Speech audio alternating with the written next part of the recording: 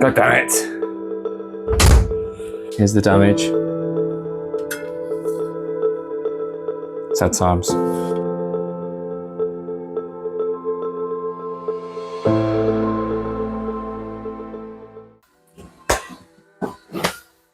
Welcome to the crypto autumn winter migration. It's getting cold now. These things, they get very hot. If we're going to use them, we may as well get the heat out of them as well. The goal for today is we're going to be bringing the Octominer in, 6 KS0 Pros. We do have the KS2 Lite, but that is on the other side of the shed. That gets used for heat already. We are currently doing a test with the Bitcoin lottery miners. So once that is done, they will be inside as well, and I can scatter those across the house because they're Wi-Fi, so that is great. With the KS0 Pros, they will all have to be connected by Ethernet. So these will actually be right next to the router, which is the room that I want to keep most warm. The Octominer, we're going to have that in the dining room. So the whole of the downstairs will be kept warm by the Octominer overnight on the cheap rates. And same again with the KS0 Pros, they will be on at nighttime on the cheaper rates, but if it gets cold for whatever reason, then we can just turn them on. I'm not really fussed about mining at a loss if it means that we keep the house warm, and it also stops us from using as much gas, because gas costs a bit more than electricity, for me anyway. We have got the KD6, but if you don't know, Cadena, the project, has basically been rugged by the developers. Cheers guys. We have got the S9J. That does work, and I was going to make a video on it, fixing it, but I can't get it to work for more than an hour without it just turning off, and then it'll come back on for a little bit. What I actually do with this every night, I run this for about an hour at like 1,600 and something watts. So it does still get a bit of use and it does work. It just seems to shut off when it can't be bothered anymore. We need to move everything inside. We need to start heating the house. I'm gonna have to board up the intakes on the shed to make sure we don't get ridiculously cold in here. We've got through it twice now and everything's still working apart from this. And that might have something to do with the getting cold and water and stuff, but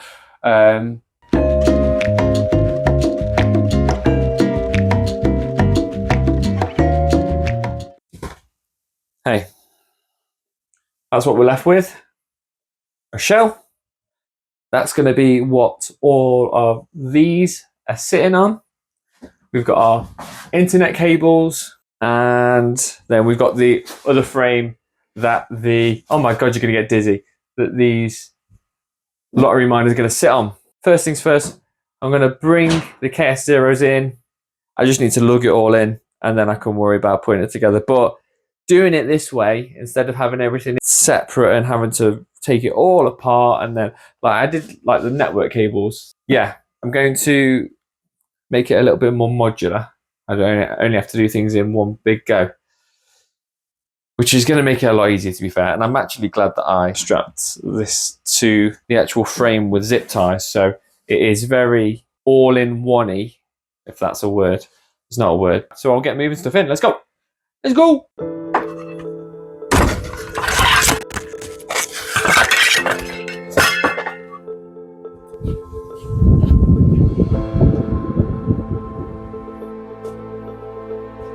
That was the sound of one being dropped. That's what I get for not taking more than one journey. God damn it.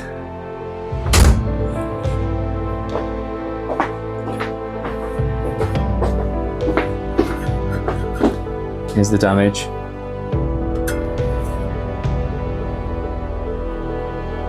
Sad times. I feel like I might be able to bend it back, but probably not worth it. I'm confident she still works. If you're in the market for getting a professional restoration on one of your ASICs, swing by to Blue Bear Crypto's crib and I'll sort you out. So what we've got here is someone's not been very careful with this and they've dropped it. We've got a big drop, which if you check the terms and conditions, is not recommended. But I have this tool. This is made just for the KS0 Pros. So you have to buy this, it's about £3,000. So this will get your rigs working. Doesn't matter what you've done to it. You could have chucked it in the volcano. This will fix it. So what you do is you bend it back. You bend it back like that. Oh, you bend it back. I feel like I'm gonna smash my hand up for doing this. So yeah, all you do is just nice, easy little burn it back. Yeah, that's good as new. You can't even tell that's been used. And then yeah, you just want to do the same on this side. Burn it back. There you go. Burn it back. Oh, I'm bending the other pins. That's it. Let's bend it back. Might need to bend it back. There we go. Can't even tell. What damage? Just need to bend it. Oh, can't. Bend it back. Bend it back. Bend it back. Nice and straight. Bend it back. Bend it back. I think I've scratched the paint a little bit, but that is part of the process with this.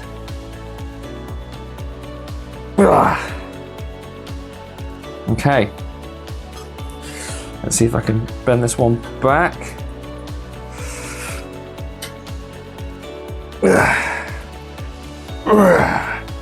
Yeah, so just drop me an email if you need anything repairing. This is the same thing they use to paint these. I think this one's about £7 grand. So you just do that. Just go over here. That's it. There we go. This is how they paint them, all by hand. There we go. No, one more, no. There we go. There we go. Okay. There we go. Look at that. What damage? What damage? What damage? I don't know what you're talking about. You're crazy. Oh. Almost there. Almost there. One.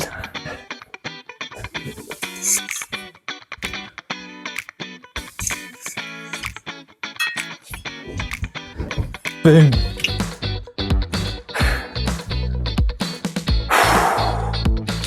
The worst bit about doing all of this means I have to actually tidy up where I'm going to put it, which is the most boring bit. So we will put this here. Oh.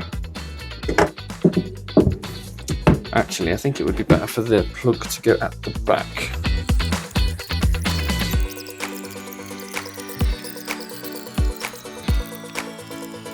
I need to sort the internet cables out. The Ethernet. So we'll put these on top. Alright, I'm actually going to plug in the one that I dropped first. So, this is the damaged one. Bang these in. It actually banged in quite a good place because this crumpled inwards, which is better than it hitting like a hard side and just slamming. At least it had a little bit of an impact and a little bit of absorption. I think I've broken it. What? I plugged it in and it didn't work. And then I plugged it in and it did work.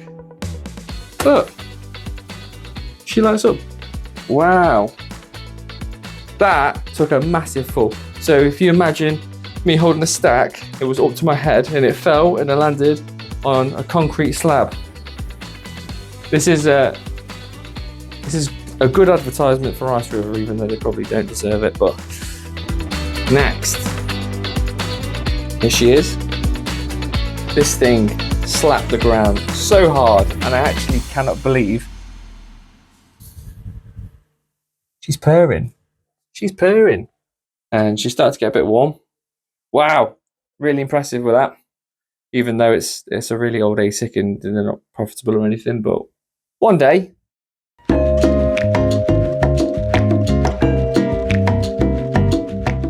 Another successful year creating a radiator, and these are all, I think these are all 100 watts. So that's 600 watts of heat whenever I want. And then I use one of these, just a manual timer. Currently got it set between midnight and 7. That's when my cheap hours are. Probably won't need it on that whole time at the moment because it's cold, but it's not too cold. I'm just pleased that it's actually working. Makes change. I just need to give it a quick hoover, especially when you put the light on it. You can see how much dust there is. So after that fiasco, is that what they call it? Fiasco? Anyway, after that, after just doing the Care Zeros, I'm knackered. So I'm going to make this a two-parter. Next time, I am going to move the Octominer in, and that is the risky one. Because if the Octominer drops, I don't think that's going to start working again. So we got very lucky with the K0. So I'm going to put these Bitcoin lottery miners back here. Get me a little piece of cardboard. So these are nice and close to the intake. Yeah, I feel like it's going to get super, super cold soon. So I don't know how these guys are going to fare with that level of cold, but the normal strategy in here to stop it from getting freezing cold is to board up this side. Just kind of cross your fingers and hope that things don't start freezing over in here. I hope you enjoyed the K0 Pro durability test. Just goes to show you can drop an ASIC and it can sometimes still work. I don't think I'd trust Bitmain ones though. I wouldn't trust Bitmain ones to keep working if you drop them. Too many parts, I think. Yeah, that's pretty cool. All right. See you in part 2 when I break my Octominer.